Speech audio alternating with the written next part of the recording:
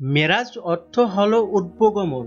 লাইলাতুল মেরাজ বা মেরাজের রজনী উপমহাদেশে শবে মেরাজ হিসেবে পরিচিত। এই রাতে মহানবী হযরত মুহাম্মদ সাল্লাল্লাহু আলাইহি ওয়াসাল্লাম অলৌকিক উপায়ে উদ্বাংশে আরোহণ করেছিলেন এবং আল্লাহ সুবহানাহু ওয়া তাআলার সাথে সাক্ষাৎ করেছিলেন।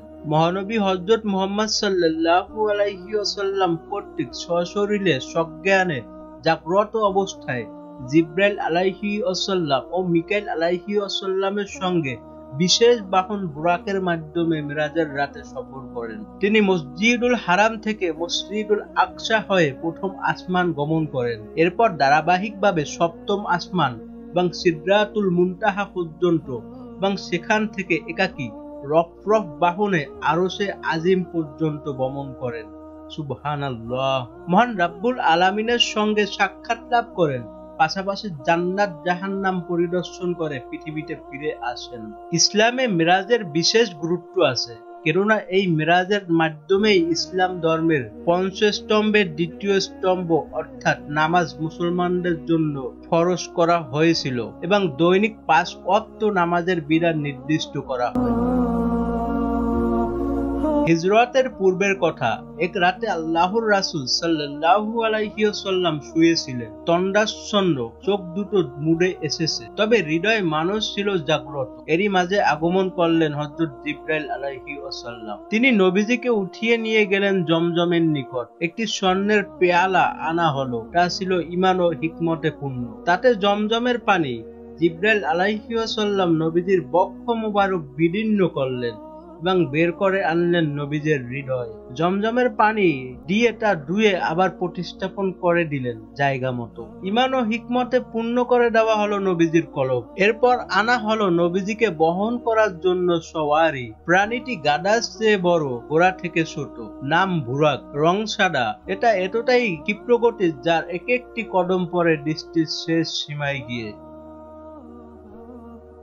এভাবে নবীজি সাল্লাল্লাহু আলাইহি ওয়াসাল্লাম মুহূর্তেই পৌঁছে গেলেন বাইতুল মুকাদ্দাসে। বুরাক বেঁধে রাখা হলো পাথর ছিদ্র করে, যে পাথরে অপারপর নবীগণ নিজেদের বাহন বেঁধে রাখ। নবীজি সেখানে 2 রাকাত নামাজ আদায় করলেন। নামাজ পড়ে বের হওয়ার সময় জিবরাইল আলাইহি ওয়াসাল্লাম নবীজির সামনে 2টি পেয়ালা পেশ করলেন, একটি দুধের, অপরটি শরাবের। নবীজি দুধের পেয়ালা গ্রহণ করলেন। জিবরাইল আলাইহি ওয়াসাল্লাম বললেন, আপনি দ্বীনের স্বভাবসিদ্ধ বিষয়টি নির্বাচন করেছেন। নবীজি মদের পেয়ালা নেওয়ার পরিবর্তে দুধের পেয়ালা গ্রহণ করলেন।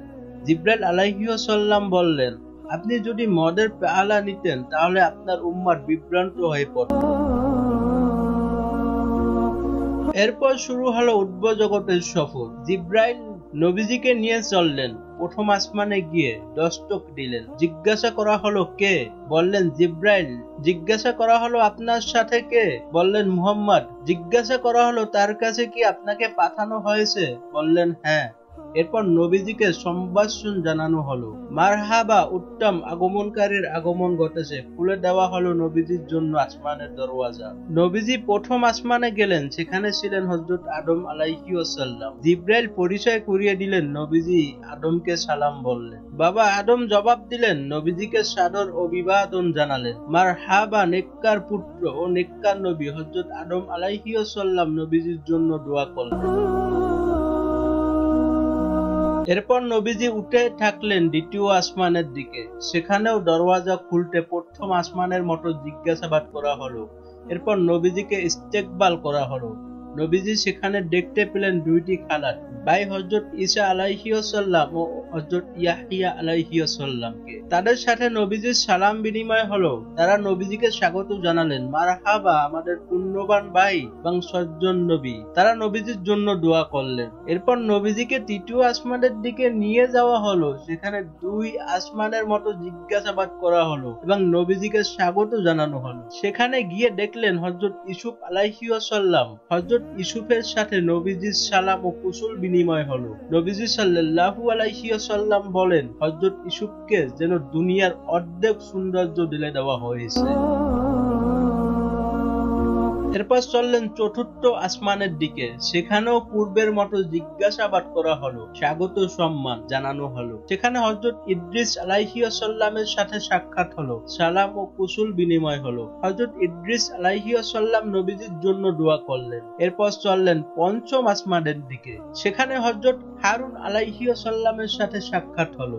এরপর চললেন ষষ্ঠ আসমানের দিকে। সেখানেও পূর্বের পর্বগুলোর মতো জিজ্ঞাসা করা হলো, নবীজিকে অভিনন্দন জানানো হলো। সেখানে দেখা হলো হযরত মুসা আলাইহিস সালামের সাথে। হযরত মুসা আলাইহিস সালাম নবীজিকে খুব ইস্তেকবাল করলেন। এরপর নবীজি সপ্তম আসমানের দিকে উঠতে থাকেন। সেখানে দেখা হলো হযরত ইব্রাহিম আলাইহিস সালামের সাথে।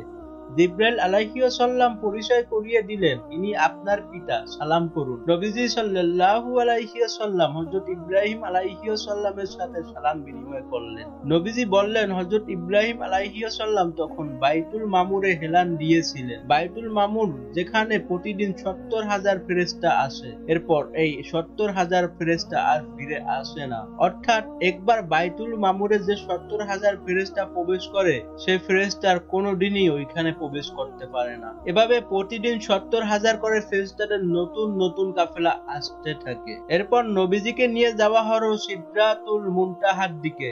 সেই কুল বৃক্ষের এক একটি পাতা হাতির কানের মতো, আর এক একটি ফল মটকার মতো বড় বড়।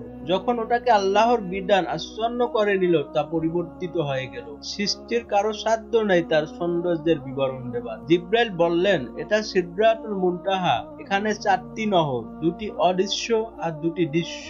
নবীজি জিজ্ঞাসা করলেন, দৃশ্যমান নদী ২টি কোনগুলো? জিবরাইল আলাইহিস সালাম বললেন, অদৃশ্যমান ২টি জান্নাতে, আর দৃশ্যমান ২টি হলো নীল নদ ও ফুরাত নদী।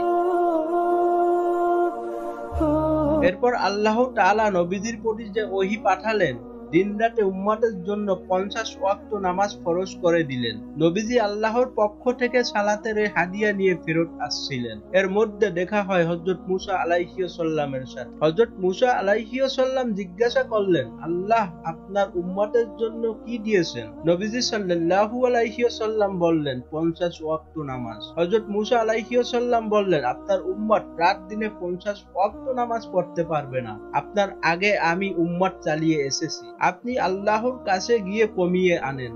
নবীজি সে মতে আল্লাহর কাছে গিয়ে কম করে দেওয়ার দরখাস্ত করলেন। আল্লাহ ৫ ওয়াক্ত কমিয়ে দিলেন। নবীজি তা নিয়ে ফেরত আসছিলেন। আবার হযরত মুসা আলাইহিস সালামের সাথে দেখা হলো। বললেন, আপনার উম্মত তা পারবে না, আপনি আরো কমিয়ে আনুন। নবীজি আল্লাহর কাছে গিয়ে আগের মতো দরখাস্ত করে আরো ৫ ওয়াক্ত কমিয়ে আনলেন। নবীজি বললেন, এভাবে আমি আল্লাহ ও মুসার মাঝে আসা যাওয়া করতে থাকি। শেষবার আল্লাহ বলেন, মুহাম্মদ, এই হলো দিন রাতে ৫ ওয়াক্ত নামাজ। প্রত্যেক নামাজের বিনিময়ে ১০ নামাজের সওয়াব। এভাবে বান্দা ৫ ওয়াক্ত নামাজ পড়ে ৫০ ওয়াক্ত নামাজের সওয়াব পাবে। সুবহানাল্লাহ। কেউ কোনো ভালো কাজের ইচ্ছা করবে কিন্তু করতে পারবে না, তার জন্য নেকি রয়েছে ১ নেকি। আর যদি ভালো কাজটি করে তাহলে তার জন্য ১০ নেকি। সুবহানাল্লাহ। আর কেউ কোনো মন্দ কাজের ইচ্ছা করলে কোনো গুনাহ লেখা হবে না, তবে তা করে বসলে একটি গুনাহ লেখা হবে। অর্থাৎ এটা থেকে আমরা বুঝতে পারলাম যে আপনি যদি কোনো ভালো কাজের নিয়ত করেন, তাহলে আপনার জন্য একটি নেকি লেখা হবে। আপনি সেই ভালো কাজটি করতে পারেন কি না পারেন, যখন ভালো কাজটি করা হয়ে যাবে তখন আপনি ১০টি নেকি পেয়ে যাবেন। কিন্তু যদি আপনি কোনো খারাপ কাজের নিয়ত করেন, তাহলে আপনার কোনো গুনাহ লেখা হবে না। যতক্ষণ না পর্যন্ত আপনি খারাপ কাজটি করেন, তখন আপনার একটি গুনাহ লেখা হবে। নবীজি সাল্লাল্লাহু আলাইহি ওয়াসাল্লাম এই ৫ ওয়াক্ত নামাজ নিয়ে ফেরত আসছিলেন। হযরত মুসার সাথে দেখা হলো।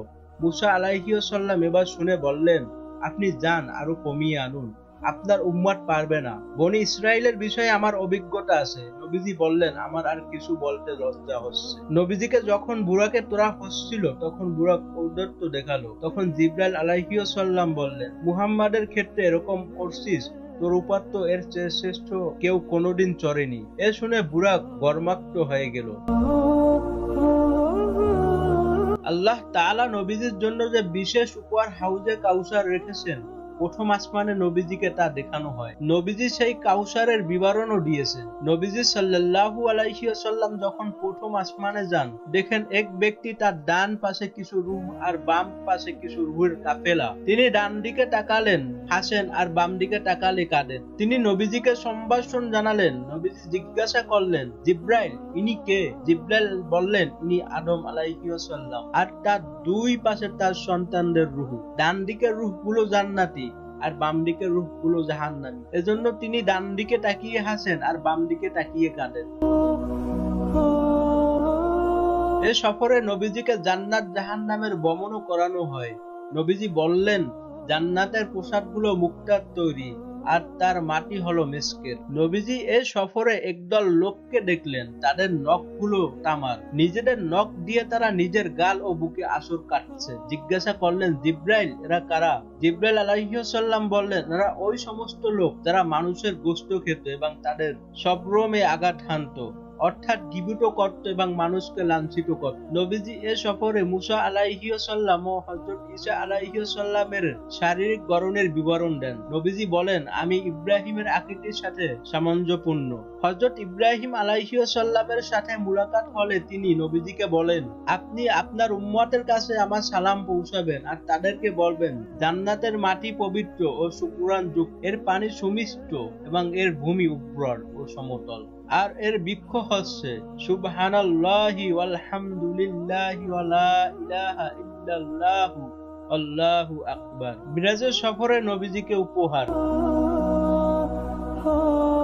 এ সফরে নবীজিকে 3টি উপহার দেওয়া হয়: 5 ওয়াক্ত নামাজ, সূরা বাকারার শেষ আয়াতগুলো এবং উম্মতের যারা শিরক থেকে বেঁচে থাকবে, মৃত্যুবরণ করবে, তাদের গুনাহগুলো মাফ করে দেওয়ার ঘোষণা। এ সফরে নবীগণের সাথে পূর্ববর্তী নবীগণের সাক্ষাৎ হয়। তখন তিনি নামাজে সকলের ইমামতি করেন। এই সফরে নবীজি দেখলেন একদল লোকের ঠোঁট আগুনের কাছে দিয়ে কাটা হচ্ছে। জিজ্ঞাসা করলেন, এরা কারা? জিব্রাইল আলাইহিস সালাম বললেন, এরা বক্তৃতা করত, বটে নিজেরা আমল করত না। রাসূলুল্লাহ সাল্লাল্লাহু আলাইহি ওয়াসাল্লাম মিরাজ থেকে ফিরে হাতিমে বসা মুশরিকরা ইসরা ও মিরাজের ঘটনা শুনে উপহাস ও কটাক্ষ করতে লাগলো। বিভিন্নভাবে নবীজির দিকে প্রশ্নের তীর ছুটতে লাগলো। তারা চাইলো বাইতুল মুকাদ্দাসের পূর্ণ বিবরণ শুনবে। নবীজি এমন প্রশ্নে খুবই বিব্রত হয়ে ওঠেন। এত রাতে কি বাইতুল মুকাদ্দাসকে ওরকম নিখুঁতভাবে দেখতে গিয়েছেন নাকি? নবীজি বলেন, এরকম বিব্রতকর পরিস্থিতিতে আমি আগে পড়িনি। আল্লাহ তাআলা প্রিয় বন্ধুকে সাহায্য করলেন। নবীজির চোখের সামনে মেলে ধরলেন বাইতুল মুকাদ্দাসের দৃশ্য। নবীজি দেখে দেখে তাদের প্রত্যেকটি জিজ্ঞাসার বিস্তারিত জবাব